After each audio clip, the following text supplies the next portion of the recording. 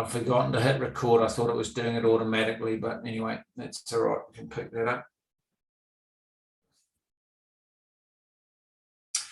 So you've got a thought leader.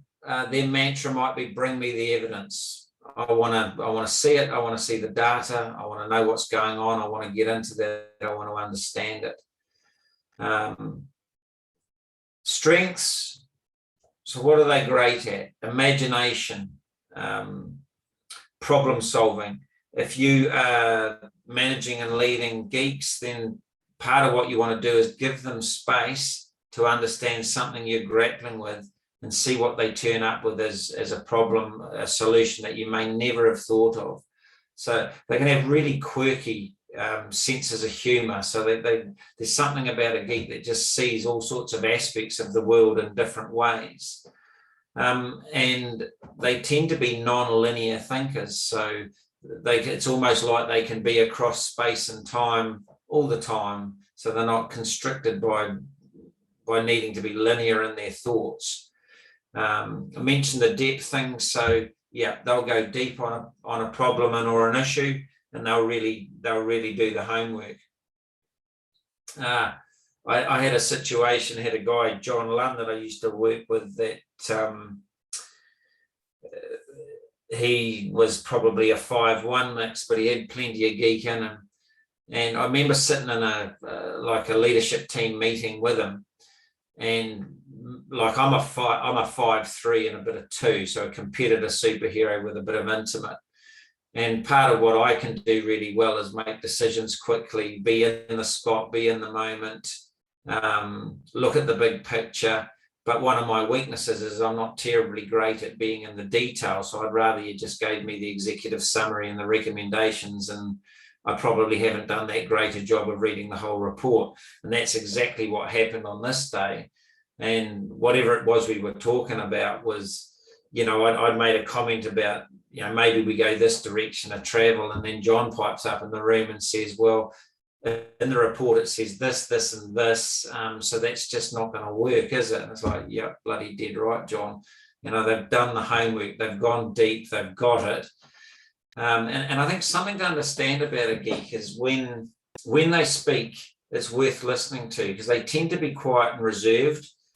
But when they think, they've probably spent a lot of time thinking to get to that place where they're prepared to open their mouth and commit to something. That real deep thinking's happened and is probably pretty reliable. It can be quite academic and in a good way. Like there's certainly an upside to that, like do the homework, understand it. Highly principled. So what's that about?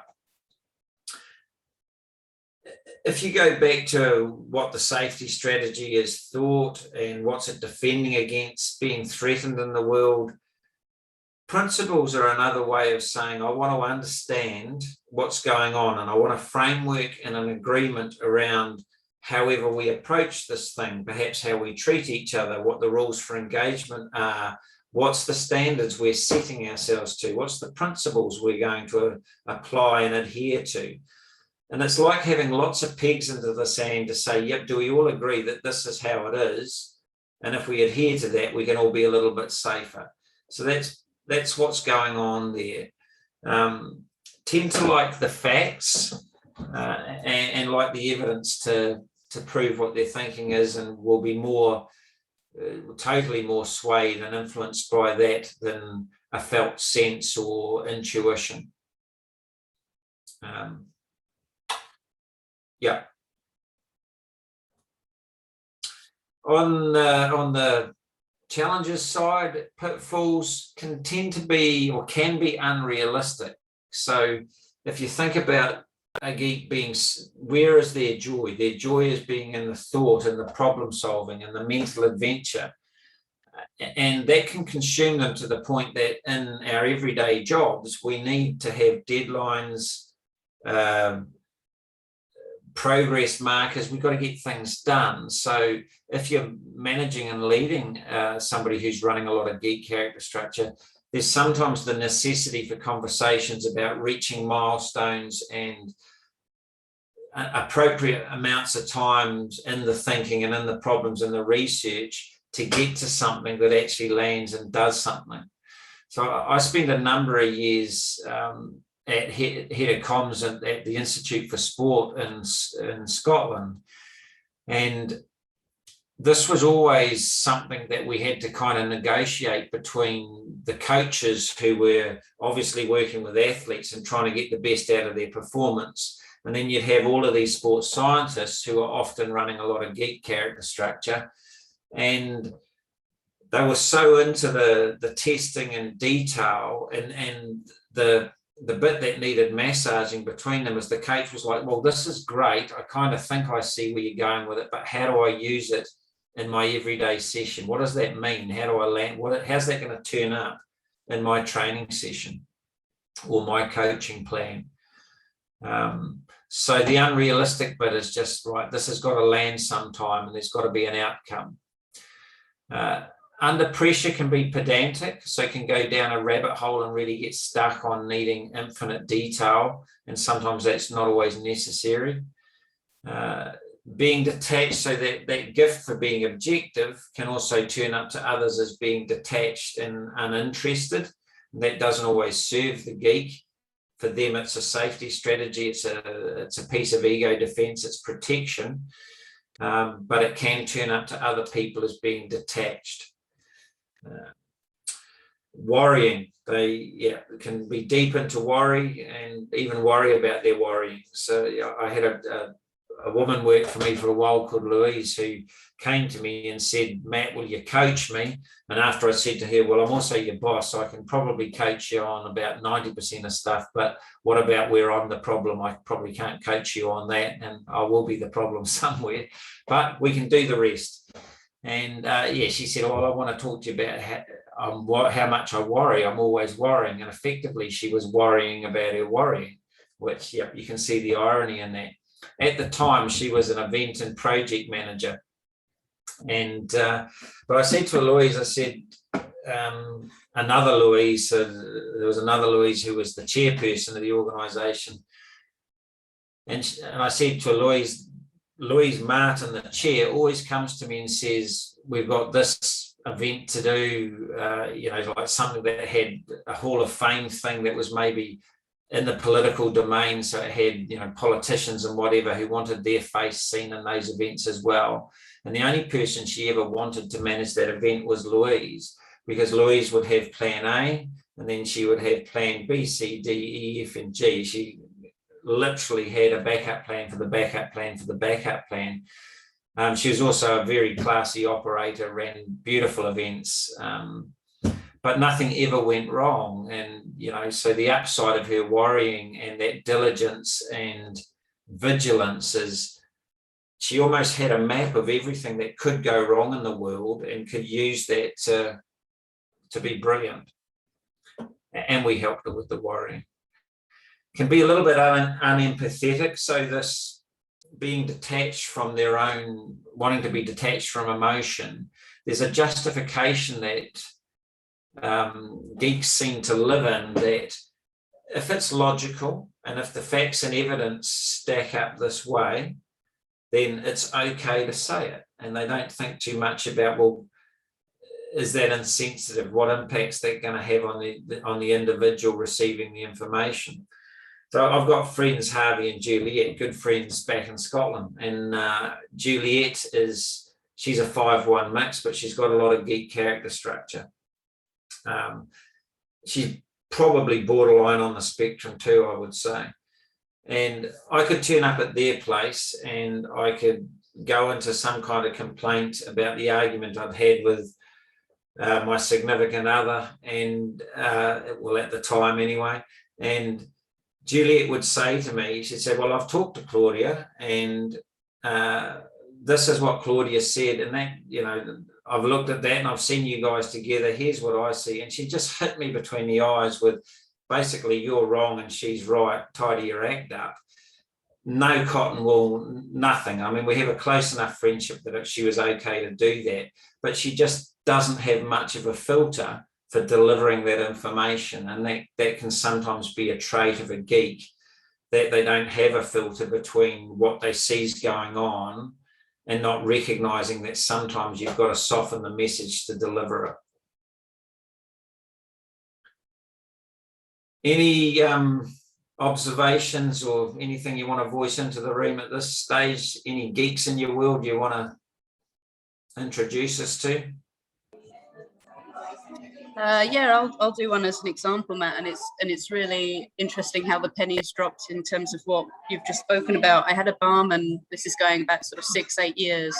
Actually, we're very good friends now, but at the time it was very hard for him to sort of fit in with the team, and I now recognise that because of these very heavy geek traits that he presented. So often the team would refer to him, he was, as I say, he was on the bar, he would be very, we would say OCD, you know, the cloth had to be in a certain place at a certain time, and if you moved it, or if the team moved it, he couldn't quite understand why you would move it. And that sort of unempathetic approach to a new starter that was never sort of comfortable for anybody working with him, because, you know, it had to be so linear. But interesting, actually, I'm sure he wouldn't mind me sharing, but he was adopted at a very young age. Right. Okay. Yeah. So yeah, it's sort of like I say, the penny sort of drops in that. But what I wanted to actually ask, Matt, and you spoke about it just quickly then, but you said about the spectrum, and I've just mentioned OCD. So how do these traits that maybe we relate to the geek structure, how do they fit in? Because as far as I understand, it's more of a health issue in the mind more than perhaps nature nurture. But yeah, do they interlate? I think there's a correlation, and I'd be comfortable to go as far as to say there's a correlation, but I wouldn't be comfortable to say there's a cause and effect and this is how it is. So, and interestingly, you know, I'm wondering if that particular person might have been a 5-1 mix. So OCD is much more likely to turn up in the competitor in the type 5. And remember, in old money, that character structure is called the rigid. And you can really get into uber detail with these things. We do enough to make it work in leadership. There's something that's called a late stage type 5, which is at the later stage of that period of development in the child. There's particular issues that go on that the child develops, wanting to have a sense of perfection or certainty, by going into OCD tendencies. So that's, you know, everything straight in the cupboard, everything lined up, hands washed, all of that kind of stuff. But we're talking probably outside of, I don't want to say normal spectrum, but you know, what's another word? The center of the standard deviation. You know, you're getting into some kind of conditions there. To answer your question, what's much more likely is a correlation with the type 1, the geek, which in old money is the schizoid. There's much more likely to be a correlation with being on the spectrum in terms of autism. Does that make sense? Yeah, absolutely, Matt. And as I say, I mean, just going through who I've worked with or people in my life, I really think I could probably only pinpoint 2 or 3 people of this, you know, trait in terms of the heavier influence. And is that just as a direct result, you would hope that fewer people would have that sort of detachment from the parents, from the mother at an early age?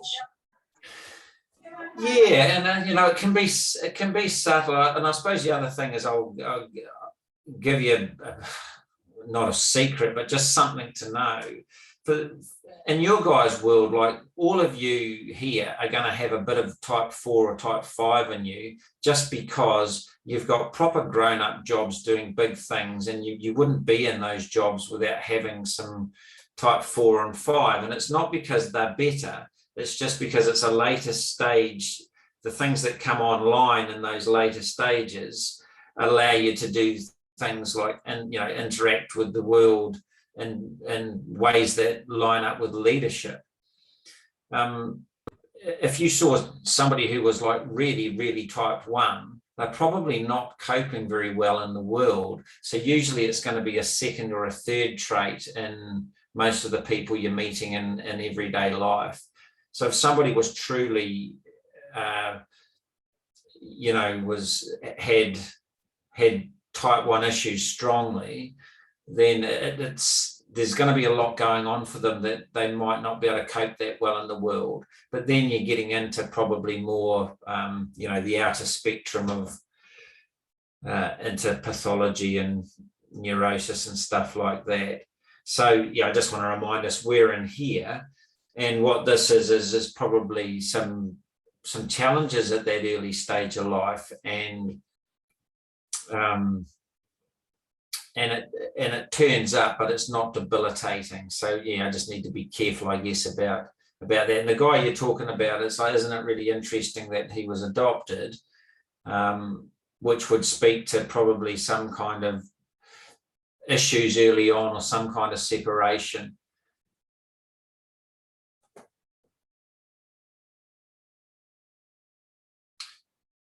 Okay. Oh, does that answer your question, Emma? Yeah. Spot on that. Cool.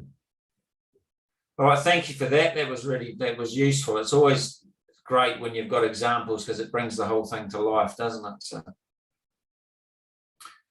right, what's new information here? Are sensitive to the atmosphere in the room, but often insensitive to others' feelings. So we've kind of visited on that, insensitive to others and others' feelings, and not always having a filter for needing to soften the message. But ironically, a geek can walk into a meeting where there's some conflict going on, immediately sense that it's emotionally loaded, be sensitive to that, as in picking it up, but don't want anything to do with it. They're likely to just turn around and go back out of the meeting space. So yeah, that's something to know as well. Their mental creativity often manifests in artistic creativity. I've got my eldest niece works at the Medical Institute of Research in New Zealand here, and she's got a brain the size of a small planet, and she's got quite a lot of geek running, and she loves being into her, like she's doing statistics on cancer research currently, but she's also got this very artistic bent where she can paint and she can draw, and she likes making things, and she's just a phenomenal reader. She just likes being in her head and doing stuff, and where that mental capacity can take her. That's usually some good clues of geek going on. Sometimes don't remember the last time they ate or drank. So I mentioned Claudia, so that's my ex, and she's got a brother, Peter. So they run a cafe, like a breakfast and lunch cafe in Stirling. It's a really cool place. It's called Toast. If you're ever there, go there. Don't mention you know me, but the food's brilliant. And her brother Peter, he has got a fair amount of geek going on, and you'd sometimes turn up having a cup of coffee with Pete at 3 PM, and he's saying, "Oh, I've got a really bad headache," and I'd say to him, "Pete, when's the last time you ate or drank something?" And his answer was, "I don't remember." He literally didn't remember. He didn't know whether he'd eaten or not that day, whether it was last night. And it is, again, that idea of your body being a transportation device. Sometimes there's a detachment from actually experiencing what's going on inside the body and responding to things like, thirst and hunger, which I could never do. I'm, hungry all the time. I also had an interesting experience coaching or running some coaching mentoring programs for Deuce and Babcock, who are an engineering outfit. And so they were building an internal mentoring program. Sorry, I think DJ's just got some problems with cutting in and out there. You with us, DJ? Okay, we'll take that as a yes. And one of the activities I was doing was I was taking them through an experience of what we call somatic coaching, which is where you go into a felt sense within the body as part of the coaching practice. And people were away working in pairs, and one of the guys pulled me over who was working with an engineer and said, you know, so-and-so just, they can't find any emotion in their body to connect to. And we spent about 15 minutes with him there, just trying to get him to drop into his body and have some kind of felt sense. And the best he could get to was, I can feel my kind of brain activity working up here. And it was just a really powerful example for me of how detached people can be of, you know, well, being detached from their emotions and their felt senses. Yeah, mental adventurers, so safety in dreaming up their own universes and living there. May find their home in science, creative or spiritual realm. Yet we've been there, enjoying being in the problem, perhaps even more than solving the problem itself. So if your joy is in problem solving, then if you solve the problem, you've got a problem because you're ending the joy. So they sometimes want to stay deeper and deeper in the problem because that's their happy place. And again, this brings you a leadership challenge, that if you've got somebody who's strongly geek, you're having to have conversations with them about, we need to bring something to the table here that's progress, that's a milestone. What can we agree about the work that you've done on this project to date? You may have only understood 80% of it to your way of thinking, but can we agree that we need to bring part of that onto the table to be used and landed? And I've found one thing that helps a lot with this character structure in that scenario is, if you assure them that what you're going to do is share with your colleagues that this isn't the complete finished item or the complete finished article, that, you know, we're 80%, you know, whoever it is 80, 90% through the way of figuring this out, but it's not completed, it's not a finished article. Please know that, but let's roll it out and start using it and get some feedback to improve and finish it. And that helps geeks, because they're really attached, you know, they want to get it right, they want to be seen, and they just for themselves want to know that they've been thorough and worked it through and understood the problem. I think we've been through these other ones here. Yeah. So do's and don'ts with working with geeks. If you were going to take nothing else away other than this next one bit of information, is give me space. So if I'm coaching somebody who's very strongly geek, I will literally give them space, both mentally and physically. So I'm likely to make, if it's in person, I'm likely to make the distance between me and them further apart than I would with other character structures. I'm going to make sure that the room we're in is warm. So remember that the coldness is part of the original issue, or could be. And so being warm is going to make a difference. And being cold is actually going to, or could trigger, feelings of being unsafe or threatened.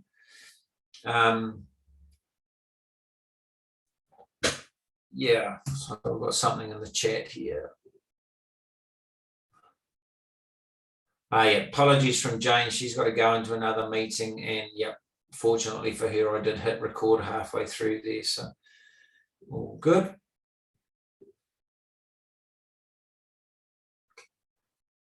And also give them space mentally. So it's about asking a question and then just waiting and giving them time to process, and perhaps letting them be in their own thoughts for longer than you might some other types.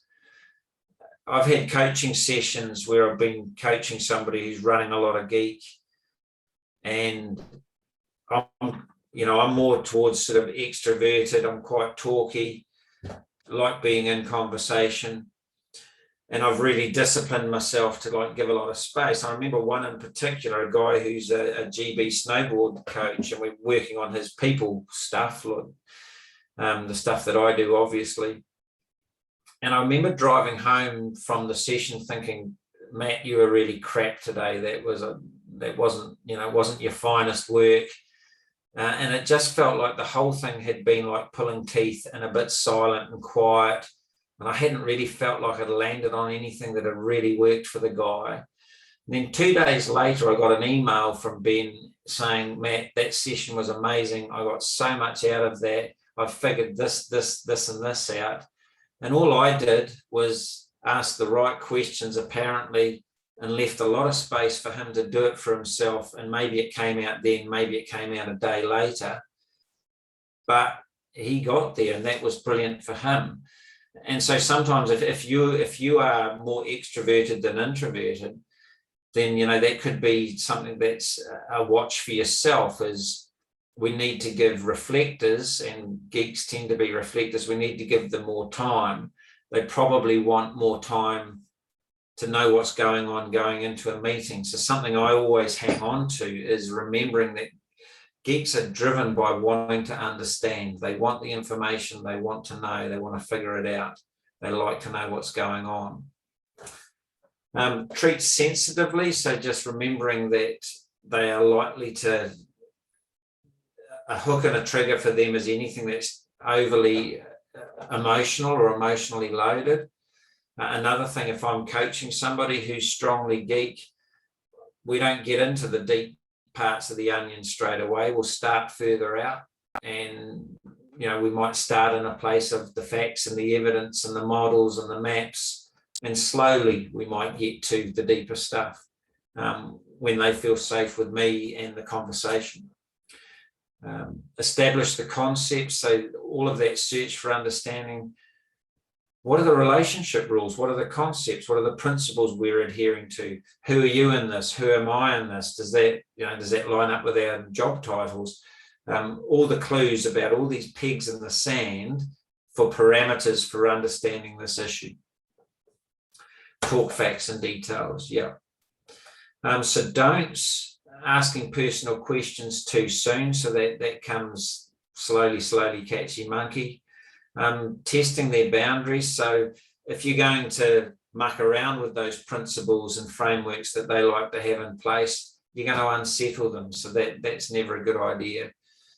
Constrain their freedoms.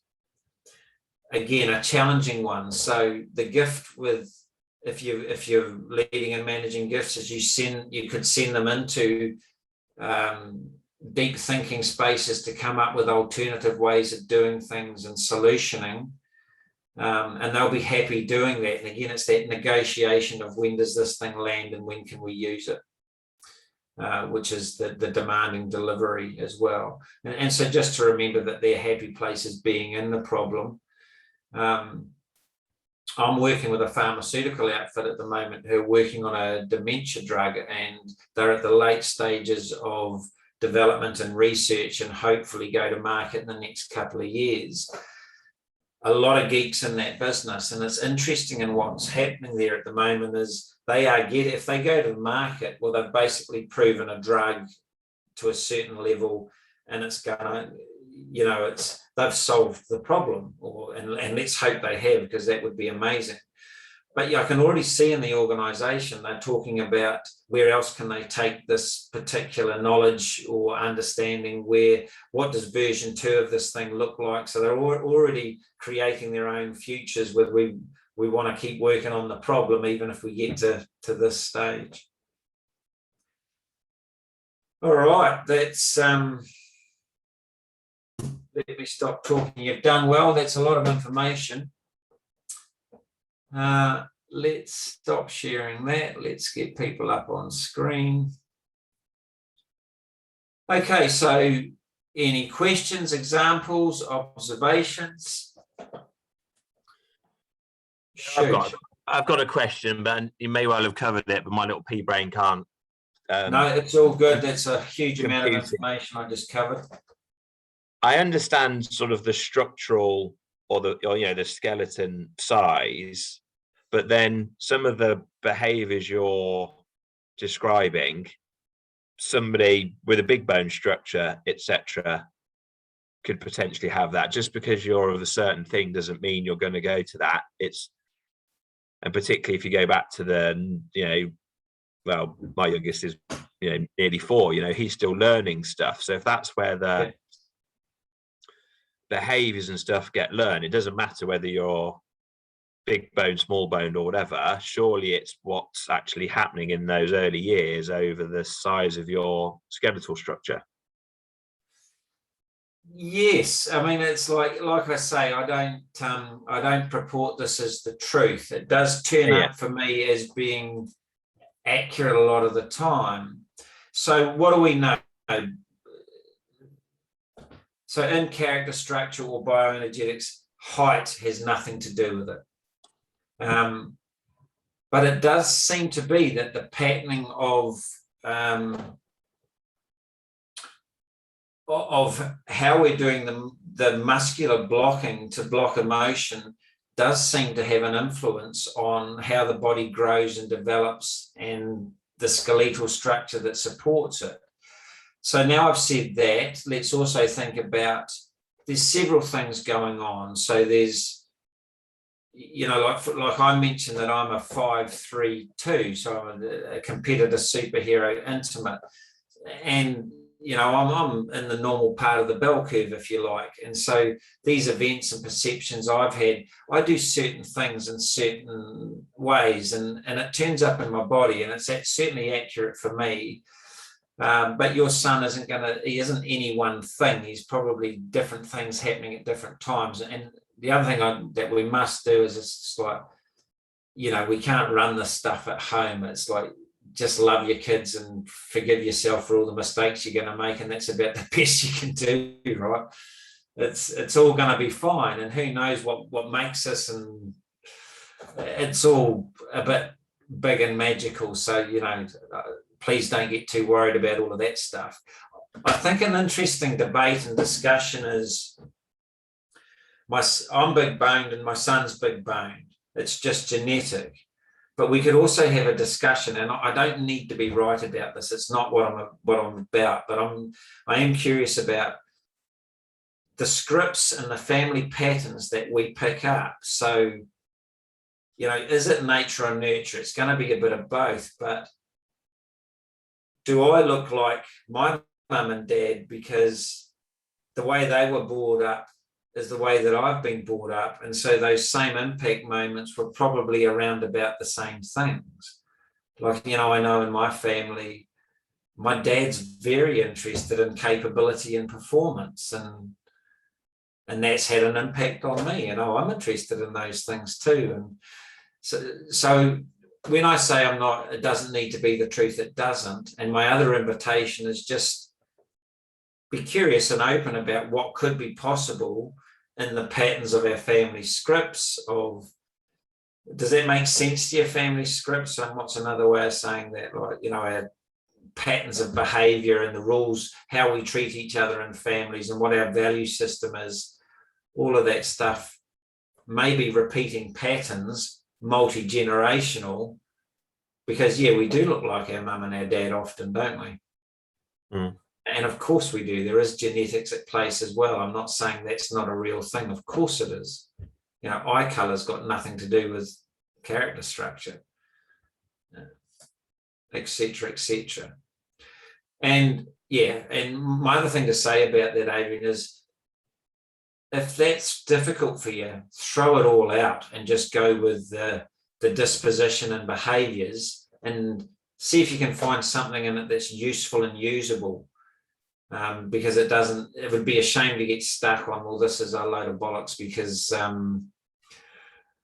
I think it's in your DNA or not. It's maybe doesn't matter that much.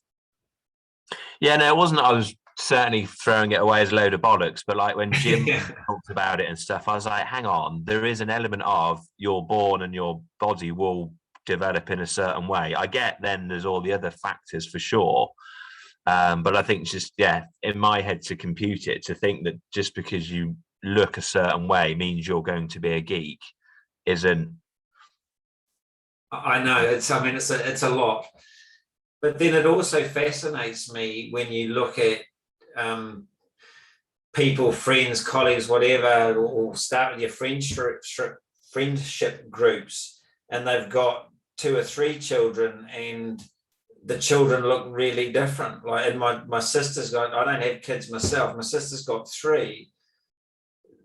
The older 2, you can see they're sisters. The third one, yeah, I know she's my brother-in-law and sister's kid, but she doesn't look like it according to her sisters. She's completely different.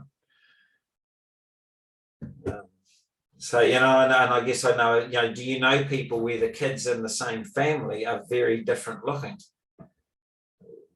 Not so much facially or you know, coloration and the rest of it, but just broad or, you know, more slender. I've got one of my best mates here in New Zealand, a guy called Morris. He's got 4 kids. He's got 3 boys and a girl.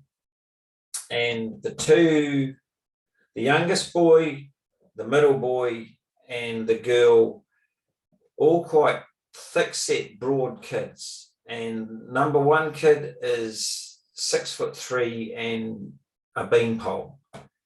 And you just wouldn't put him in the same family, but he is. And I know we could also have an argument about, or a discussion about taking genes from mum or dad or whatever. And yeah, I mean, honest truth is I don't know, but there's enough in here for it to be useful as the offer. Anything else to speak into the room? I think, Matt, just for me quickly to come in there, I think I've got a really good example of what you were saying with the same family. So I've got at work currently 2 brothers, both very different, one tall, one really short. Don't match those structures. One's more thick set, one's probably got that skeletal frame. He's using my direct team, and he is a geek for sure in terms of high blue energy as well on insides, very into the detail, all of that stuff. It correlates, yeah. And his counterpart, the brother, is completely the opposite. Social butterfly, extrovert as hell, and just wants to be involved in everything, and literally can't focus on a detail for more than 3 seconds before he clocks out. So it is an interesting one when you say that nature-nurture debate, because they are so polar opposite. Exact same family, exact same upbringing. It's so fascinating, isn't it? It's really fascinating.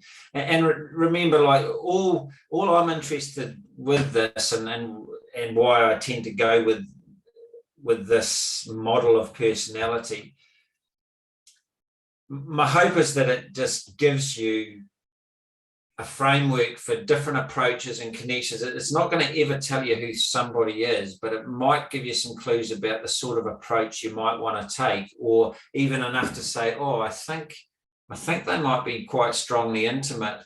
I'm going to watch some of their behaviors and the things that come out of their mouth. That might confirm that, and you go, all right, I need to do more of this and less of that, and talk in this way and not that way. And that's the hope, and if there's some use in that. So yeah, Adrian, you know, I'd would love to crack open a couple of beers and talk all night on that one, because I find it fascinating. I don't have any hard and fast answers for you. My invitation would be just keep observing and being curious in the world about who you're experiencing, and see whether your experiences match with the maps and the models, you know.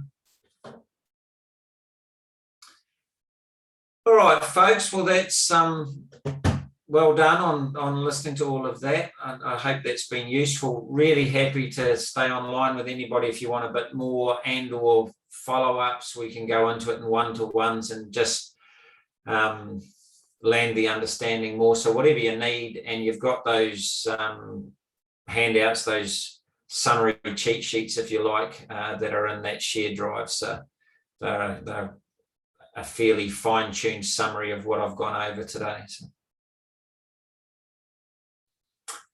All right, thank you very much, and see you next time. Thanks, Matt. See you soon. Thanks. Bye-bye. Thanks. Bye.